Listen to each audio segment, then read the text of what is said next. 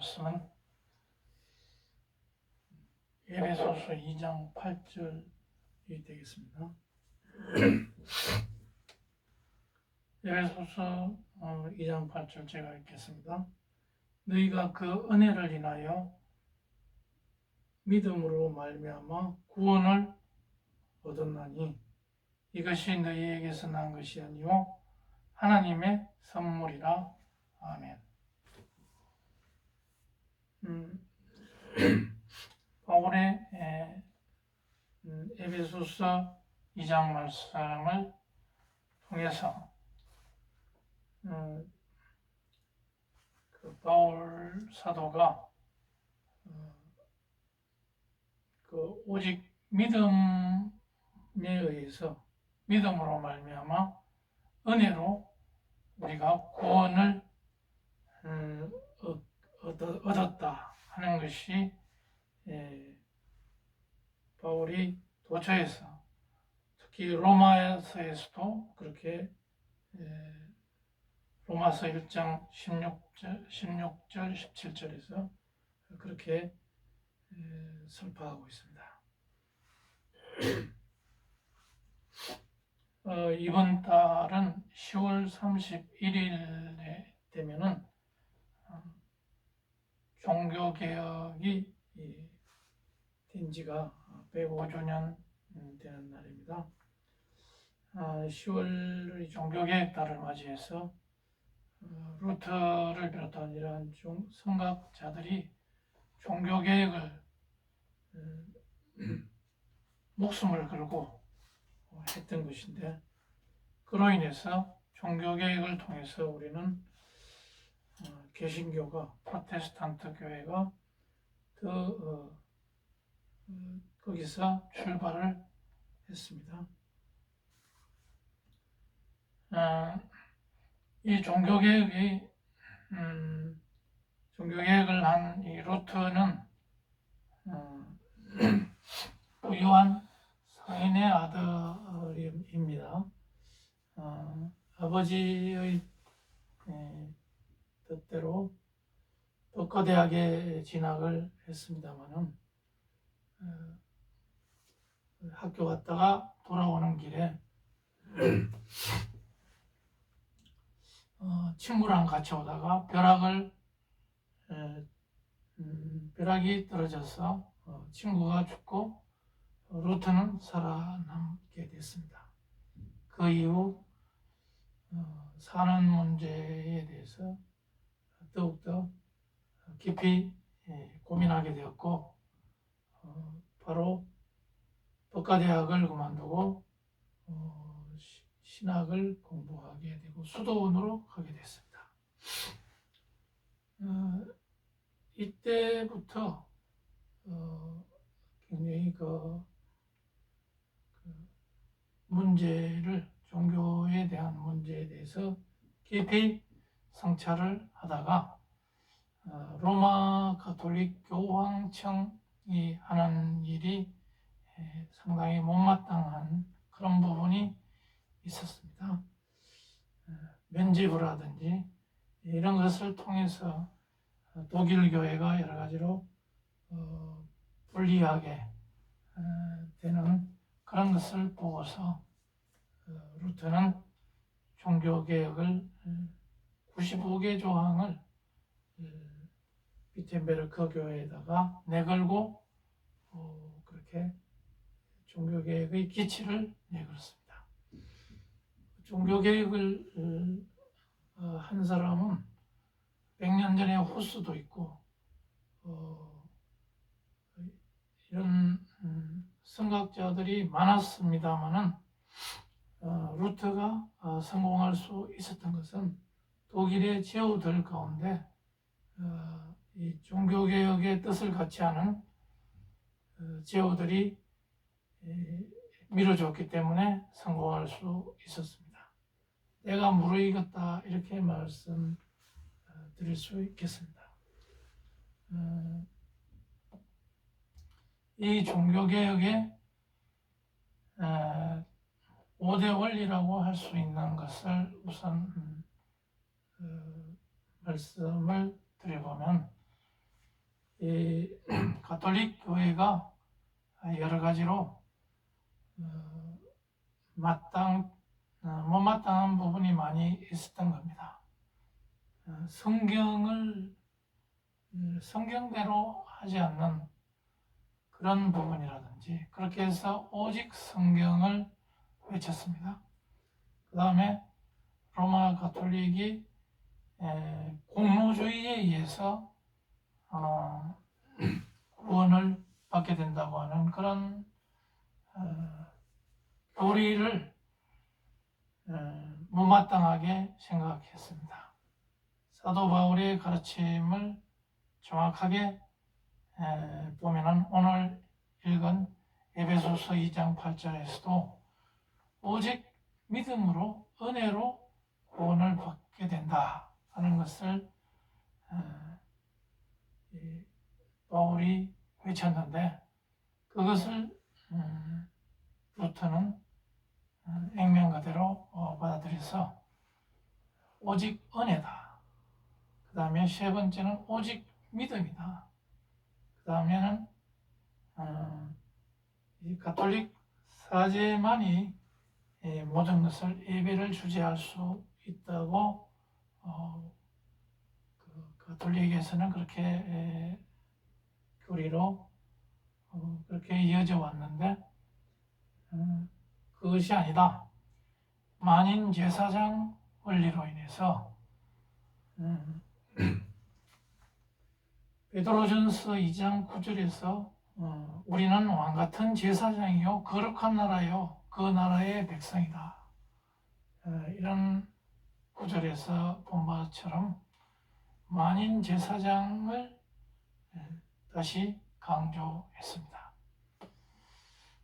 그 다음에 또 하나 더 말씀드리자면, 이 루터의 종교개혁 이후에 바로 소명의식이 발전했습니다. 모든 직업이 다 하나님이 소명하신 것이다.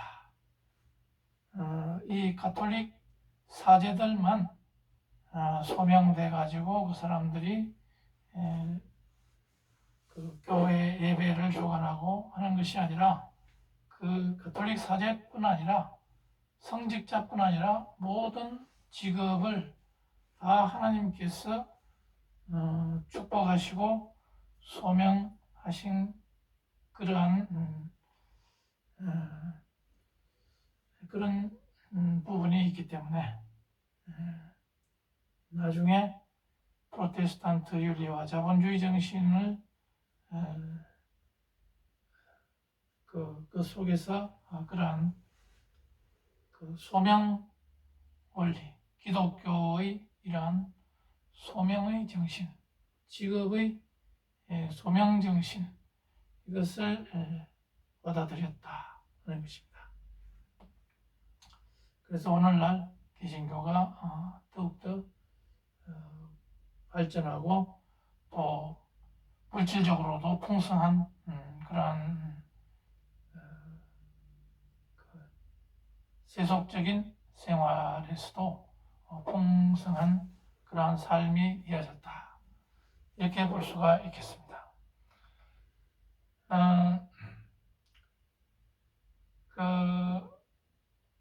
만인 제사장 원리는 예수님이 십자가에서 못 박히실 때 바로 그때 성소의 휘장이 찢어졌기 때문에 지성소에 누구나 나아갈 수가 있다, 그렇게 해서 하나님을 만날 수 있다 하는 것을 이 개신 루터의 종교개혁에서는 이것을 강조를 했습니다. 이런 1517년 이런 종교개혁이 한 500년이 지난 지금에서는 전 세계에, 특히 서구에는 이러한 지도 원리가, 종교개혁 정신에 의한 지도 원리가 빛을 발하고 빛을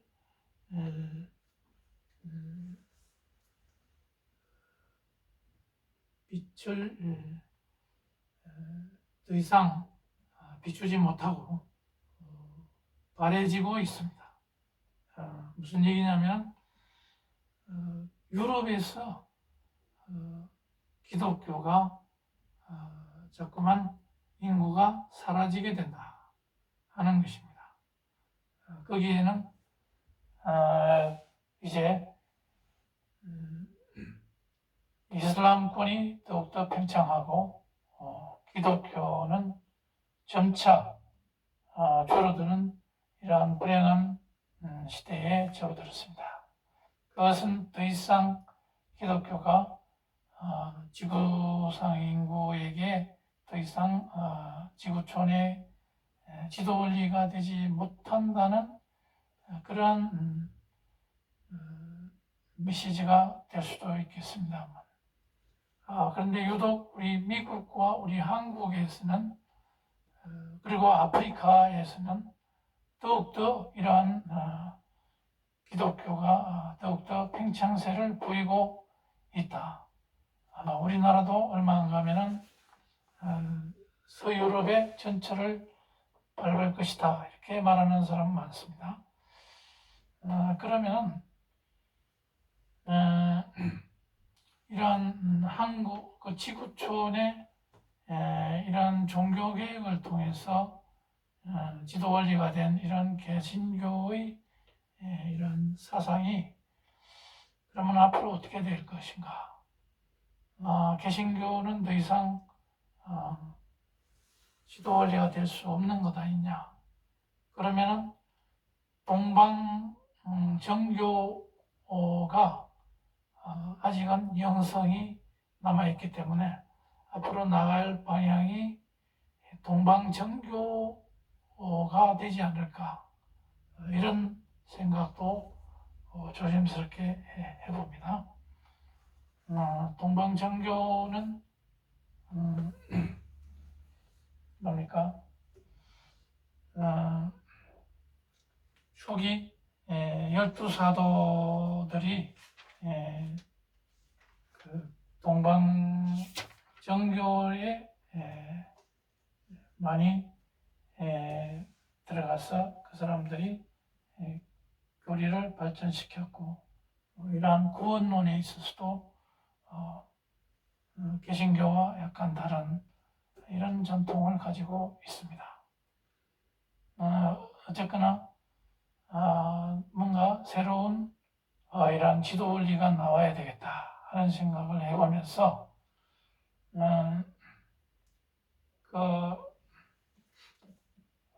우리 한국에서는 그러면은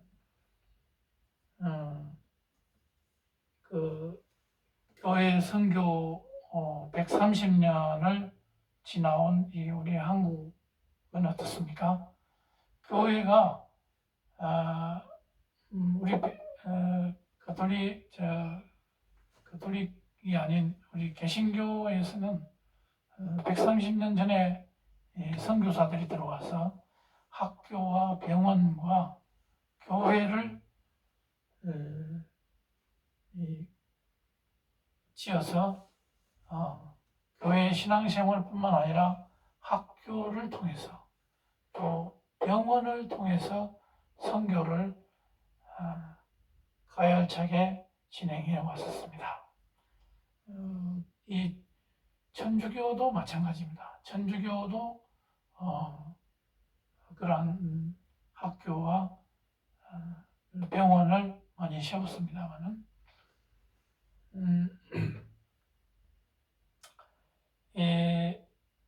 이 한국의 이런 개신교 선교사들은 이런 어떤 자기 고국에서 편안하게 사는 것을 마다하고 우리나라 와가지고 이렇게 씨를 뿌렸기 때문에 오늘날 이만큼 세계 10대 강국이 되고 이런 개신교 선교의 아주 모범적인 국가가 됐다.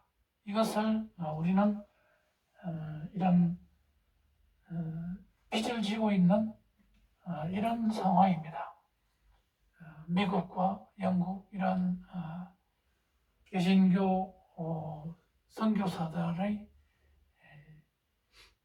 그런 헌신적인 선교 덕택에 우리가 이만큼 빨리 발전할 수 있었다 하는 것을 잊어서는 안 될 것입니다. 그렇다면 우리는 이 빚을 제3세계 믿지 않는 데 가서 우리가 선교를 해서 그 빚을 갚아야 되겠다 하는 것이 우리의 앞으로의 사명이 될 것입니다. 그 다음에 그러나 오늘날 우리 한국의 이러한 개신교라든지 이런 기독교의 상황은 어떻습니까? 학교는 공교육에 넘겨주고 정교조가 대부분 접수해서 이 기독교 사상을 젊은 층 어린애들부터 말살시키려고 하고 있습니다. 그 다음에 의료계는 우리는 더 이상 기독교가 발디딜 틈이 없습니다. 의료보험으로 다 커버가 되고 있습니다. 그 다음 교회는 개신교 이런 개인의 기복신앙에 빠져 있습니다. 목사 개인의 사업적 성공에 빠져서 대형화만 추구하고 있습니다. 교회 지을 궁리만 하고 있습니다. 교회가 제 역할을 못하기 때문에 신천지나 이런 인터컵이나 이런 소위 말하는 이단이라는 교파가 득세를 하고 있습니다. 교회가 청소년 학생들에게 희망을 못 주고 있기 때문에 그 학생들이 그런 쪽으로 가게 된다. 목사의 자질에도 문제가 있습니다. 무조건 믿자, 교회 나오라, 헌금하라, 이렇게만 외치는 목사들에게서 젊은 사람들은 배울 게 없다고 하는 것입니다. 그래서 신천지나 이런 쪽으로 빠져나가는 것이다, 이렇게 말할 수가 있겠습니다. 우리 한국 교회는 그래서 앞으로 어떻게 될 것인가? 21세기는 하나님을 더 갈구할 것이다, 이렇게 종교학자들은 그렇게 말하고 있습니다. 그렇지만 교회에 모이는 수는 줄어들 것이다.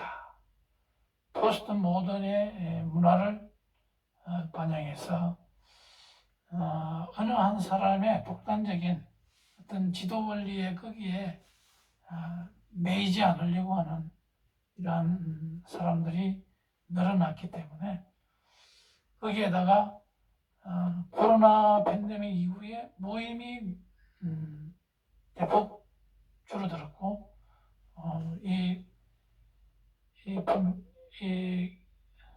팬데믹이 끝나도 진정한 교회로 몰릴 가능성, 이러한 교회로 몰릴 가능성은 줄어들고 있다. 그렇지만 진정한 교회로 몰릴 가능성은 아직도 많이 있다. 왜냐? 사람들이 가면 갈수록 마음속이 피폐해지고 있기 때문에 마음속에 하나님을 갈구하는, 이 절대자를 갈구하는 이런 생각이 움틀 것이기 때문에 더욱더 진정한 교회라면 거기에 사람들이 나올 가능성이 있다, 이렇게 보는 겁니다. 그래서 결론적으로 말씀드리자면 과거를 되돌아보는 것만으로 부족하다.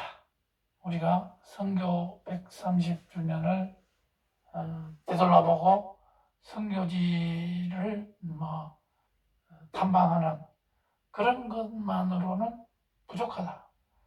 교회가 행동하는 교회가 되어야 된다. 말로만 헌금만 많이 걷어서 어떻게든 교회 건물만 삐까번쩍하게 세워서 자기 성공 목회의 성공을 잣대로 성공의 잣대로 삼으려는 이러한 사람들에게는 더 이상 비전이 없을 것이다. 행동하는 교회가 되어야 된다. 그것은 이웃 사랑을 해야 된다. 이것은 예수님이 가르쳐준 이러한 명령이 되겠습니다. 가난한 사람을 구제하는 이러한 이웃 사랑에 매진해야 된다. 그 다음 영성이 제대로 된 영성이 강해져야 된다. 이 영성이라는 것은 오로지 하나님을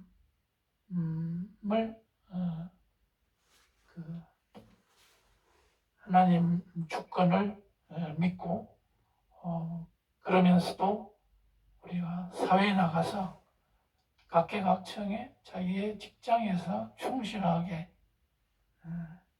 직장생활을 하고 또 정직한 이런 거짓말 안 하고 이렇게 정직한 이러한 말씀 가운데 있는 사람이 영성이 있다. 이렇게 보는 것입니다. 방언 기도만 잘하고 뒤돌아서는 사람들하고 다투고 싸우고 험담하고 이것은 진정한 영성이 아닌 것입니다. 세 번째는 정치적인 목소리를 내야 된다. 정의로운 정치의 목소리를 내야 된다. 의용 노릇을 하는 이러한 목사들 도태되게 해야 되겠다. 특히나 종북 주사파 노름을 하는 이러한 목회자는 도태돼서 마땅합니다. 정치적인 목소리를 강하게 낼 때는 내야 된다. 그것은 바로 정강훈 목사 같은 이런 강한 목소리를 내는 사람도 많아져야 되겠다 하는 것입니다.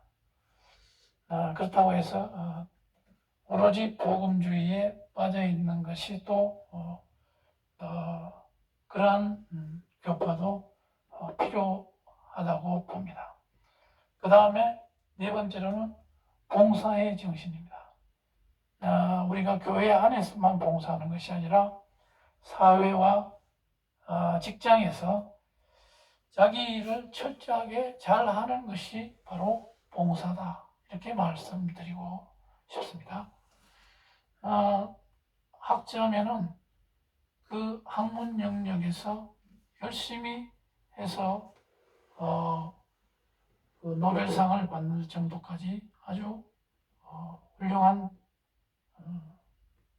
교수, 학자, 또 직장인이면 또 CEO가 돼서 그 맡은 직책에서 충실하게 하는 것, 이런 것이 또 셀러리맨은 그 직장 안에서 성실하게 일하는 것 자체가 바로 봉사다. 또 사회봉사, 여러 가지 사회적으로 어려운 일이 있는 사람들을 쫓아다니면서 도와주는 것, 이런 것도 좋은 봉사가 되겠습니다. 이런 것에 직접 참여하고 행동하는 이런 한국 교회가 될 때만이 존재 이유가 있고 앞으로 발전 가능성이 있다, 이렇게 보는 겁니다. 그러면 한국 교회가 앞으로 나아갈 방향을 한 세 가지로 요약을 해보겠습니다. 지금까지 양적 팽창은 아주 좋았습니다. 1200 개신교 신도가 신도를 자랑하고, 그렇지만 앞으로는 더욱 이 포스트 코로나, 포스트 모던의 문화를 타고 이 교회로 나오는 믿는 사람들이 줄어들 가능성이 있기 때문에 더욱더 국내 선교도 많이 해야 될 것이고, 우리나라는 지금 선교 대국으로 되어 있습니다.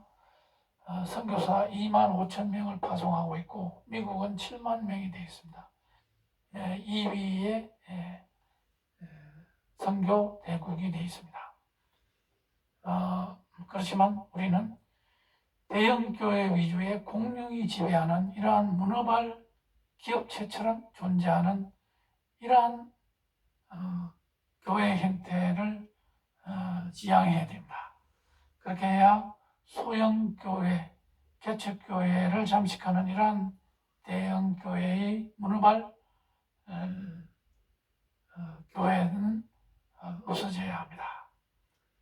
소형 교회와 개척교회, 작은 교회 100명에서 500명 사이에 이런 작은 교회가 든든히 있을 때, 그러한 든든히 있어서 사회의 빛과 소금 역할을 할 때 건강한 교회 생태계가 될 것이다, 이렇게 보고요. 두 번째는 통일을 대비해서 작은 교회가 많을수록 좋다. 북한의 문이 열리면 북에 해방 직후에 2,500개 교회가 다 사라졌는데 통일되면 다시 회복시킬 수 있도록 그런 작은 교회들이 많이 앞으로 생겨나야 될 것이다. 가정교회의 역할도 중요합니다. 이 코로나 이후에 교회를 개척하기가 힘든 상황이 있습니다. 집에서 교회를 운영하면 될 것입니다. 통일되면 바로 북한으로 들어가면 될 것입니다. 그 다음 세 번째는 다양한 교파, 다양한 컬러가 존재해야 하는데, 지금 가을을 맞이해서 총회의 총회 모임이 많이 열리고 있습니다. 개신교의 역사는 교회 분열의 역사입니다. 교회가 이 교회 교파가 많이 늘어나는 것이 꼭 나쁜 것은 아니라고 봅니다. 그만큼 독단적인 어떤 가톨릭처럼 어떤 한 교단이 독단적으로 해서 전행을 일삼는다든지, 모든 교회 활동을 억압하고 또 이단으로 몰아가는 이러한 행태가 없어지려면 다양한 교파, 다양한 컬러가 존재할 필요가 있습니다. 특히 보수파의 정치를 지지하는 교회와 목회자가 다수 나와야 되겠다.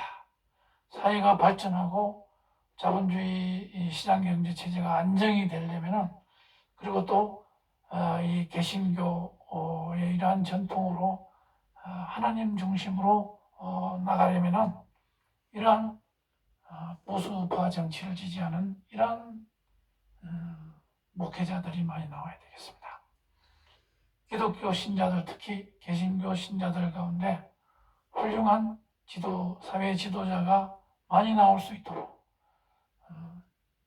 그러한 토양을 만들어야 되겠습니다. 그래서 청소년들을 그러한 믿음 가운데서 길러내는 이런 것들이 가정에서, 교회에서 활발하게 이루어질 수 있도록 우리 성도들 많이 기도하고, 또 이 교회의 앞날을 대비해서 이러한 방향으로 우리가 나갈 수 있도록 기도해야 되겠습니다. 다 같이 기도하시겠습니다.